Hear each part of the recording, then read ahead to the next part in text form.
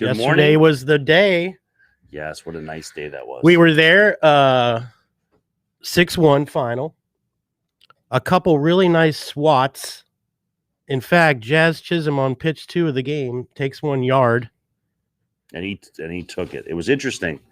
I want to back up. What did it feel like, Tommy, when you pulled into the parking lot and you saw the fans? Oh, like I had tingles on my skin. Yeah. I got to tell you something. I'm not exaggerating. It was very interesting. I've been to Hard Rock for a Canes game during all this, and it didn't feel good. Right. It felt weird, and it felt like I guess it almost reinforced the crisis because the way it was and the intensity. And like when you got out of your car at Hard Rock, they're like, you can't bring anything. Like they were right in your face.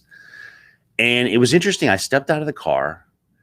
And we were in separate cars, obviously. You know, I'm in my car with my friend, and we walk out, and all surrounding me was all different jerseys. Yeah, and it was like, oh, these are just baseball fans coming out to watch baseball, right? It wasn't just a bunch of Houston fans. It wasn't just a Marlins fans. We'll get into the Marlins fans in a second. I thought there was a good turnout of Marlins fans, but yeah, it was interesting walking in there. And I would encourage anyone who gets a chance to go to a game because my overall experience was incredible. Like, I felt very comfortable.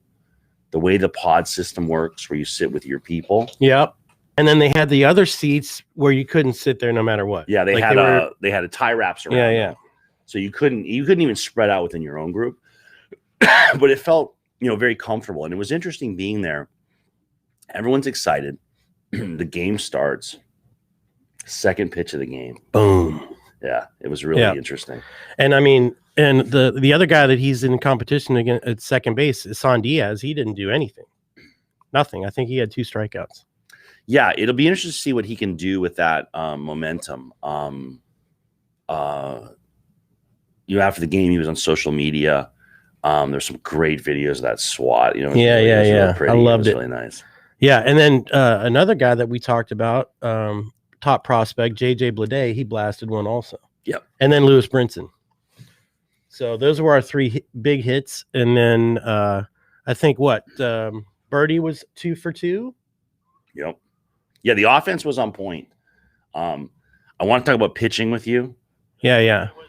The pitching expected.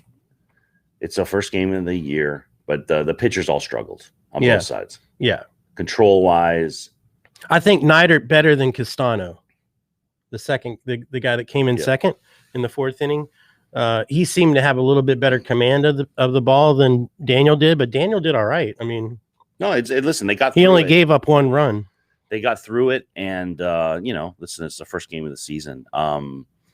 To be out there and like I said, they gave it 1 run. I mean, it's like bend but don't break. And it had a feeling of that. But that's a cool ballpark. I like that place. I don't like the $14 beers. That was a little extreme. It's interesting. The other thing I would say to everybody is like we were laughing during the game. The pitch, the radar gun was off. Oh yeah, I saw one that said 38, 36. I saw. I mean, I could hit that. I think my 8-year-olds, some of them throw 38. Yeah. But yeah, that was broken. And it was funny. I had a great spring training incident. It's like, you're in that place looks beautiful, right? I mean, it's brand. What is it? 2 years old now. It's so brand new.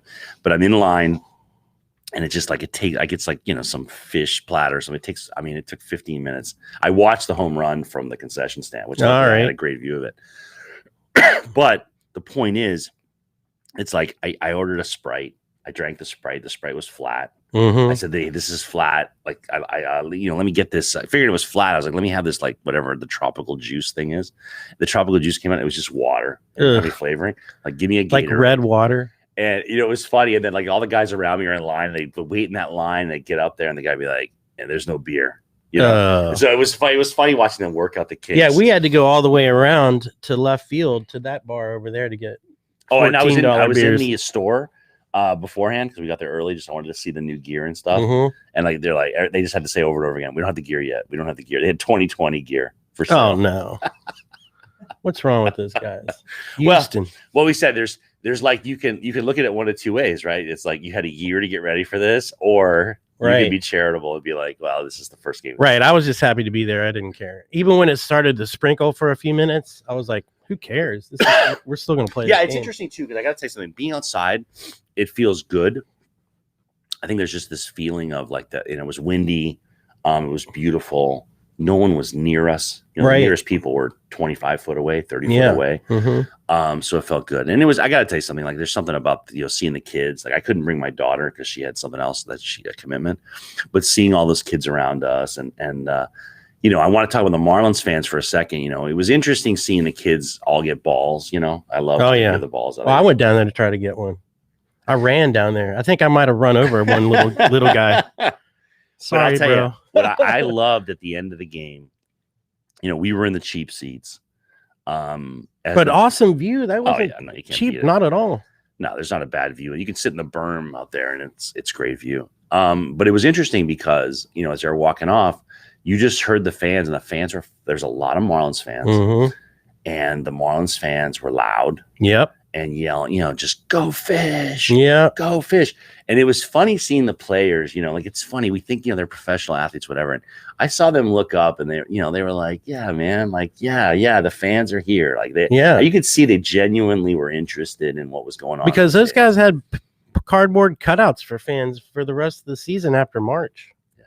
So, yeah, it was cool seeing it. Everyone's calling out players by name, like Chaz. Way to go, man. Yeah. Like, they were calling out, like, there's knowledgeable fans. If you're there on that Sunday, you know the players. People are yelling out players' names. Good job, Castano. Way to stick in there. Yeah. And I could see the players like looking up, like, who's talking to me. And it was cool. Yeah. And if you want to see some of the pictures, I posted a bunch of stuff on Mainline Marlins Instagram, which is at Mainline Marlins, and Twitter also. So there are a bunch of cool pics. What do the Marlins have to do to build on yesterday? They got the Mets today. They got the Mets. Sandy's going to start for us today. This is home game. Home game in Jupiter. 1:05 start. You can watch it on MLB TV or listen to it on the MLB app, which is probably what I'm going to be doing. Listen, I think it's going to be a different lineup today. I don't think it's going to be. I mean, we saw a lot of guys, some obscure people that I didn't even know were Marlins, actually. That were playing. So I think they're slowly going to start to bring the regular guys back in, on the field, and it's going to be, look, they're young, they're hungry, they got there last year. Let's see what happens. I'm optimistic. After yesterday, 1 game window, 1-0, we're undefeated. We're undefeated. So yeah, 1:05 start today. Let's see what happens. But you can't be upset about Jazz's performance, JJ Bleday's performance, both young prospect guys that are trying to make the roster, and let's just go from there. And I think that's going to start some fire in some of these other guys that have been kind of struggling over the near the end of the season last year bat wise. Now look, these young guys are coming at you, and Jazz proved that on pitch 2. Jazz, it's funny the energy that he brings. It will be interesting to see what he does because he has that. He has the swagger. Yeah. He looks like a Major League Baseball player. Yeah, seeing him trot around the bases yesterday, like he was on fire. That kid, like he's fun. He's fun to watch. I got to tell you something. I like, emotion in baseball, and that guy plays with emotion. And there's a plus and there's a minus to it. But I like how he pops. It's interesting. He's an interesting guy to watch out there. There's certain players that, like, when you just look at, if you just beamed you into that game yesterday from your living room, he catches your eye. Yeah, he pops. He's a charismatic guy for sure. And not that any of that matters except for his self-confidence. It's like, I'm an attorney, and I always talk about, you can tell people that just feel like they belong at the table and their voice needs to be heard. Yeah. It's kind of an analogy for Jazz. Like he's like, no, I'm here, dudes. Like, yeah, get ready. He's on, watch out. Yeah. And I think that that's one game. So that you can't, Diaz is a great player too. Yep. So we'll see what happens and hope. Yeah, he'll bounce back from that. But you couldn't leave there not enthused. And it was funny because I was talking to my wife's Houston friends on the chat afterwards. I sent the pictures and everything. And I was like, oh, those Astros look terrible. And they look rough, but they knew, like, you know, they like, oh my God, like they had hardly any of their starters in, and like, you know, right. they were like, but yeah, it's funny watching the Astros come out. Like they looked rough. I gotta say something. There was that one. I always want to. I don't know. I have a very complicated relationship with Altuve. It's like I love everything about him, except the cheating. Right. Right. You know? And I think that my relationship with him also is like, I think that if he had just stood up, if the guys had just stood up and said, "Yep, yeah, man, just admit it, we cheated." Yep, and we cheated, and now we're not going to cheat, and we're still going to beat your butt. But remember, we talked about that pitcher that started, Belak or whatever. That guy gave up bombs. No, he got shellacked again. Whacked. He made it through the first inning. Yeah. But yeah, he got shellacked. But what I was gonna say though let me finish with Altuve. I mean, he made a couple of just amazing plays. Yeah. You know, like he is it was really interesting to see him do his magic. He stood out. Like when you watch it again, if you just brought someone in from Japan who wasn't aware of like you just, that guy, boom. Right. You know, well, amongst the other guys on that team that were pretty worthless. Yeah, he was a shining star. Yeah. For sure. Yeah.